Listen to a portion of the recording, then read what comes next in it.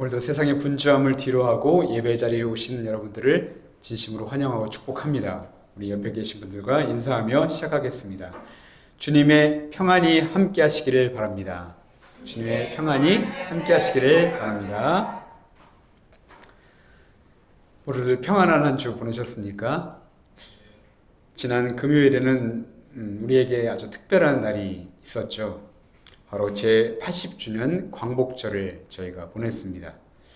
나라 잃은 백성에게 찾아온 해방의 감격, 또 자유를 찾기 위해 흘린 선열들의 피를 기억하면서 우리가 누리고 있는 이 자유가 그저 우리가 자연스럽게 받아들이는 것이 아니라 정말 값없이 주어진 것이 아님을 다시금 깨닫는 그런 시간이었습니다. 그런데 이 역사적인 광복은 또한 지금 우리에게 중요한 영적 진리를 하나 되새기게 하죠. 우리의 신앙도 예수님의 십자가의 보혈을 통해 죄와 사망이라는 깊은 억압에서 벗어나 영적인 자유와 소망을 누리고 있기 때문입니다.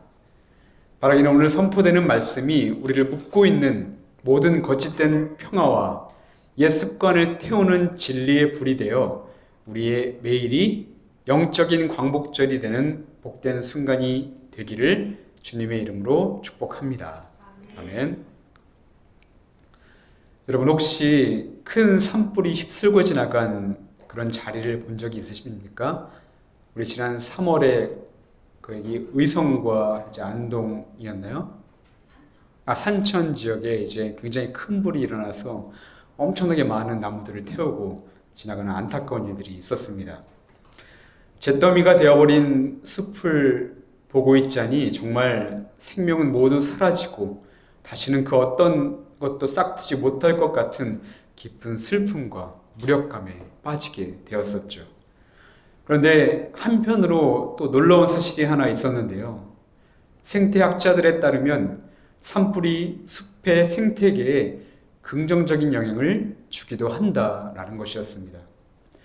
늙고 병든 나무, 그리고 무성한 잡초가 타고난 자리에 새로운 영양분이 쌓이게 되고 어떤 종류의 소나무 씨앗은 뜨거운 불의 열기를 겪어야만 껍질이 열려 마침내 새싹을 틔울 수 있다고 말합니다. 모든 것을 끝내는 것처럼 보였던 파괴의 불이 숲을 더욱 건강하게 하고 새로운 생명을 잉태케 하는 도구가 될 수도 있다라는 것을 이야기했던 것이죠. 그런데 오늘 말씀에서도 예수님은 우리의 이성으로는 이해하기 어려운 역설적인 말씀을 하나 우리에게 전해주시게 되는데요. 본문 51절을 보면 내가 세상에 화평을 주려고 온 줄로 아느냐 내가 너에게 이르노니 아니라 도리어 분쟁하게 하려 함이로라. 사실 이 말씀을 보면 우리의 마음을 참 혼란스럽게 만들어 버립니다. 아이들을 축복하시며 자신들에게 찾아온 모든 병자들을 따뜻하게 맞아주시고 손수 치료해 주셨던 그 예수님께서 하신 말씀이었기 때문입니다. 그렇다면 여러분, 우리가 생각하는 온유한 예수님께서 왜 이런 말씀을 지금 하고 계시는 것일까요? 이해할 수 없는 예수님의 말씀을 통해 우리에게 어떤 메시지를 지금 전해주고 싶으신 것일까요? 오늘 본문인 누가복음 12장 49절부터 53절은 예수님이 제자들과 그리고 자신들의 말씀을 듣기 위해 찾아온 무리들에게 앞으로 다가올 종말과 심판 그리고 하나님 나라에 대해 가르치시는 긴 설교의 한 부분입니다. 예수님은 바로 본문 앞에서 사람들에게 깨어있으라 라고 말씀하신 후에 주인이 언제 올지 모르니까 항상 준비된 종이 되어야 한다고 경고하셨습니다. 이러한 흐름 속에서 예수님이 갑자기 이 불과 분쟁이라는 매우 강렬하고 충격적인 말씀을 하셨던 것이죠. 이제 말씀을 자세히 보면 처음 시작인 49절에서 예수님은 이렇게 말씀을 시작합니다. 내가 불을 땅에 던지러 왔노니 이 불이 이미 붙었으면 내가 무엇을 원하리요? 여러분, 여기서 예수님이 말씀하시는 불이 과연 무엇일까요? 불은 헬라어 원어로 휘르라는 단어로서 성경 전체에서 이 불을 사용할 때 나오는 그 상징이 무엇이었냐면 심판, 정화, 성령을 상징할 때 나오는 단어가 바로 이 불, 휘르라는 단어입니다. 이 본문에서 불의 정체를 알기 위해 우리는 잠시 첫째 성서봉독이었던 예레미야 선지자의 외침에 한번 귀를 기울여 보겠습니다. 예레미야 23장 29절에서 하나님은 선지자 예레미야의 입을 통해 이렇게 말씀하셨습니다. 내 말이 불같지 아니하냐, 바위를 쳐서 부스러뜨리는 방망이 같지 아니하냐. 그렇습니다. 예수님께서 세상에 던지러 오신 불은 바로 하나님의 살아있는 말씀과 성령의 능력을 의미하는 단어였던 것이죠. 예레미야 시대의 거짓 선지자들은 백성들에게 늘 듣기 좋은 말만 했습니다. 왜곡된 말씀, 거짓된 평안만을 사람들에게 속삭이기를 좋아했습니다. 그들은 하나님의 마음과 뜻에는 전혀 관심 없이 괜찮아 얘들아, 다 잘 될 거야, 평강할 거야, 아니 지금 넌 평강할 수 있어 라고 거짓된 평강을 외치기 시작했죠. 그러나 그것은 백성들의 죄와 불의를 덮어버리는 값싼 위로였고, 골마 터지기 직전에 상처 위에 그저 반창고 하나 붙이는 것과 같은 인간적인 평화였던 것이죠. 그러나 하나님의 진짜 말씀은 마치 불과도 같아 인간의 굳은 마음과 거짓된 평안, 스스로 의롭다 여기는 교만을 다 깨뜨리고 우리 안에 깊이 뿌리내린 죄의 습성을 태우며 우리를 정결하게 만드는 능력이었던 것입니다. 마치 용광로의 불이 광석에 섞인 불순물을 모두 태워 순금을 만들어내듯 하나님의 말씀은 우리 영혼의 불순물을 태워 없애는 정화의 불이라고 말하고 있는 것이죠. 예수님은 바로 그 생명의 말씀, 우리를 하나님의 사람으로 새롭게 변화시킬 정화의 불이자 사랑의 불을 던지시고자 하셨던 것이었습니다. 그런데 이 뜨겁고 살아있는 진리의 불이 우리의 삶에 임할 때 필연적으로 나타나는 현상이 하나 있습니다. 바로 분열이라고 할 수 있죠. 51절에서 예수님은 이어서 말씀하시는데요. 내가 세상에 화평을 주려고 온 줄로 아느냐? 내가 너희에게 이르노니 아니라 도리어 분쟁하게 하려 함이로라 라고 말씀합니다. 여러분, 평화의 왕이신 예수님께서 왜 이번에는 분쟁을 일으키러 오셨다고 말씀하신 것일까요? 아주 쉽게 설명드리면, 만약 우리 몸에 암세포가 생겼다고 가정해 보십시오. 이 암세포는 우리의 정상세포와 평화를 유지하며 조용하게 자라납니다. 우리 몸은 아무런 통증이나 불편함을 느끼지 못할 수도 있습니다. 그런데 이것이 바로 죄가 주는 거짓 평화라고 할 수 있죠. 이 평화를 그대로 두면 결국 온몸에 암이 퍼져 죽음에 이르게 되기 때문입니다. 이때 개입하는 것이 바로 의사의 칼입니다. 의사는 수술용 칼로 암세포를 도려내고 강력한 항암주를 투여하여 암세포와 싸우게 합니다. 이 과정에서 우리 몸은 엄청난 고통을 겪게 되죠. 수술 부위는 아프고 항암 치료는 구토와 탈모를 유발하게 됩니다. 의사의 치료는 마치 우리 몸에 엄청난 분쟁을 일으키는 것처럼 보입니다. 하지만 이 분쟁은 우리를 고통에 빠뜨리기 위한 것이 아니라 우리를 살리기 위한 거룩한 싸움이라고 할 수 있는 것이죠. 우리 안에 있는 암세포와의 화평이 깨져야지만 우리는 그제서야 살 수 있기 때문입니다. 그런데 여러분, 복음, 즉 하나님의 말씀이 바로 이와 같습니다. 말씀이 우리 안에 임하면 가장 먼저 우리 안에 죄와의 충돌이 일어납니다. 내 옛사람인 아담과의 치열한 내적 분쟁을 일으키기 시작합니다. 가정과 사회 속에서도 갈등은 시작됩니다.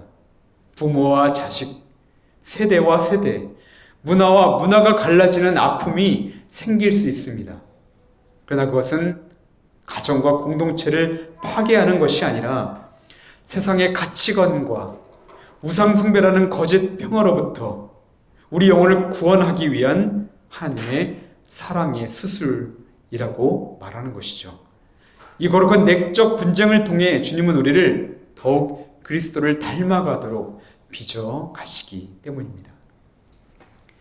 오늘 둘째 성서봉독이었던 히브리서 11장을 보면 이 거룩한 분열을 선택한 믿음의 사람들을 우리에게 소개합니다. 아브라함은 하나님의 말씀이라는 불 앞에서 인간적이고 세상적인 모든 상식과 인간이 가지고 있는 사랑들을 다 분열하며 하나님의 편에 섰습니다. 모세는 어떻습니까? 그는 애굽 왕궁의 모든 부귀영화와 권세, 세상이 보장하는 평안으로부터 자신을 분리시켜 하나님의 백성과 함께 고난받는 길을 선택했습니다. 기생 라합은 자기 민족인 여리고 사람들을 배신하고 하나님 편에 서는 분쟁을 선택함으로써 구원을 선물로 받게 되었습니다.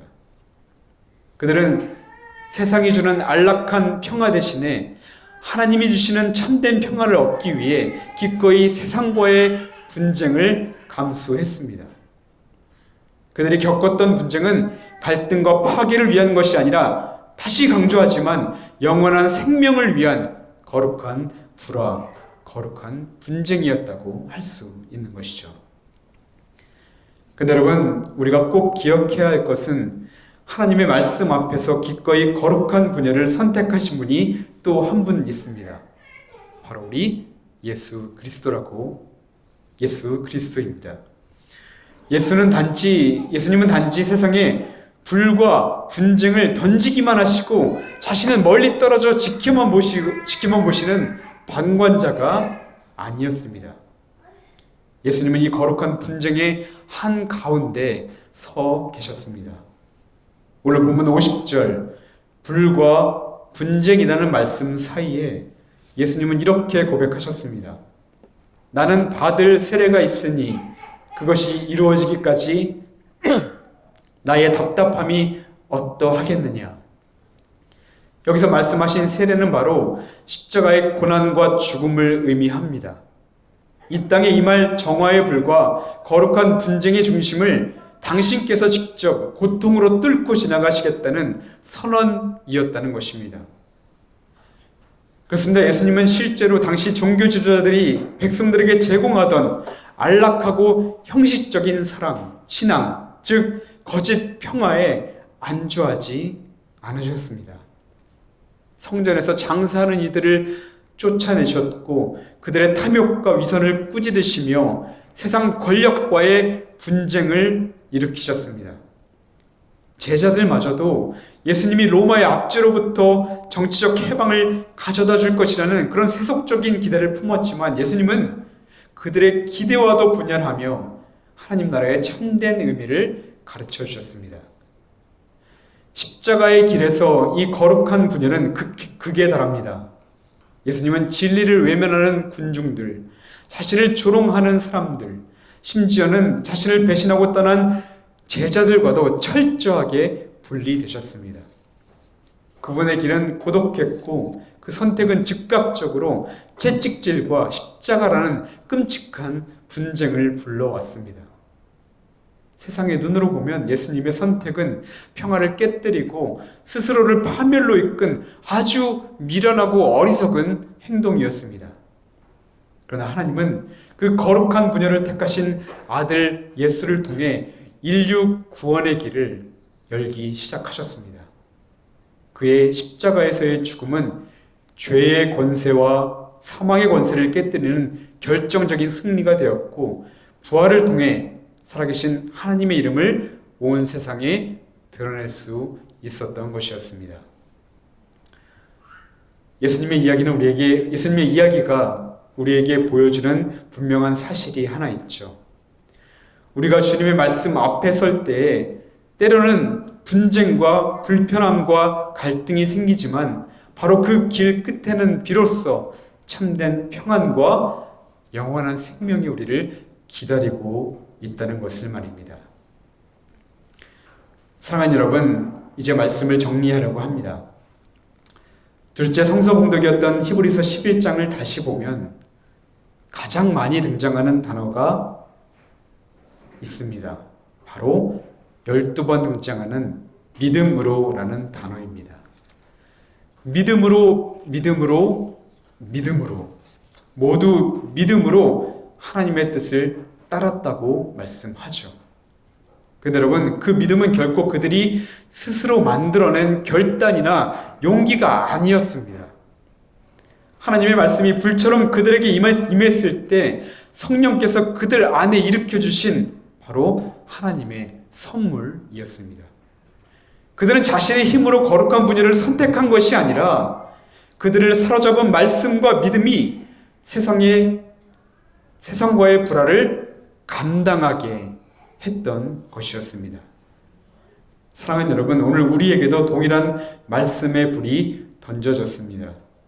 이 진리의 말씀이 우리의 거짓된 평화를 깨뜨리고 우리를 불편하게 하며 고통스러운 분쟁 속으로 우리를 몰아넣는 것처럼 느껴질 수 있습니다. 그러나 여러분, 두려워하지 마십시오. 바로 그 자리가 하나님께서 일하시는 자리요, 십자가의 능력이 나타나는 자리이기 때문입니다. 히브리서 12장 1절 2절은 우리에게 이렇게 말씀합니다.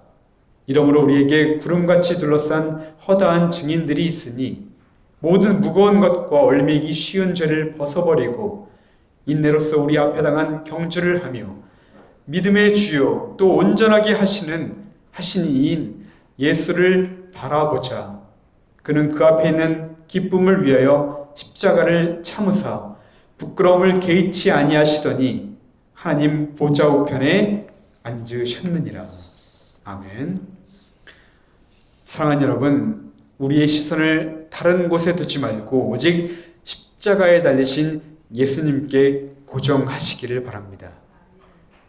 성령님이 우리에게 찾아오셔서 우리에게 믿음을 허락해 주시기를, 성령님이 주시는 능력으로 살아가기를 소망하며 기도하시기를 바랍니다. 그리하여 우리 안에서 날마다 일어나는 거룩한 분쟁 속에서 우리의 옛사람은 죽고 오직 그리스도께서 사시는 은혜를 경험하며 마침내 하나님 보시기에 아름다운 믿음의 열매를 맺는 저와 여러분이 되기를 주님의 이름으로 축복합니다. 아멘. 기도하겠습니다. 사랑과 진리의 하나님 아버지, 우리는 세상이 주는 거짓된 평화에 안주하려 하고 진리가 주는 불편함을 피하려 할 때가 많았음을 고백합니다. 이제는 우리의 옛 습관과 죄를 태우시는 진리의 불을 두려워하지 않게 하시고 세상의 가치관과 결별하는 거룩한 분쟁을 기꺼이 감당하게 하여 주시옵소서. 우리의 시선과 마음이 흔들릴 때마다 우리를 위해 먼저 그 십자가의 길을 가신 주님을 바라보며 성령님의 도우심으로 거짓 평화가 아닌 주님의 십자가 안에서 주어지는 참된 평안과 영원한 생명을 소망하며 믿음의 열매를 맺는 삶을 살게 하여 주시옵소서. 우리를 구원하신 예수 그리스도의 이름으로 기도하옵나이다. 아멘.